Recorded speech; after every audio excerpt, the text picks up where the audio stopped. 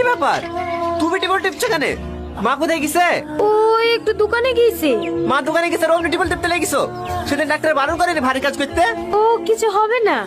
না হবে না, তুমি বলে ডাক্তার হয়ে গেছো তো। দাও আমাকে দাও।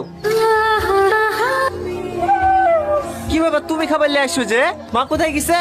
মা শরীরটা একটু খারাপ করছে, তাই আমি এলে চলে আসনু। দেখো দিনি, তোমাকে খাবার নিয়ে আসতে কে বলিছে? এমনিতে ডাক্তার হাঁটাহাঁটি করতে বারণ করেছে। আমি নয়তো বাড়ি গিয়ে খেয়ে নিতু। ও একটু হাঁটলে কিছু হবে না।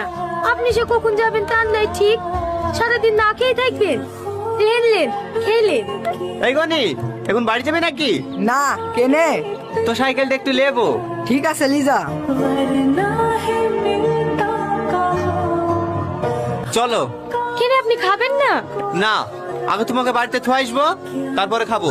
আমি তো একটু হেঁটেই যেতে পারবো। হ্যাঁ, এইভাবে হেঁটে হেঁটে শরীরটাকে খারাপ করো।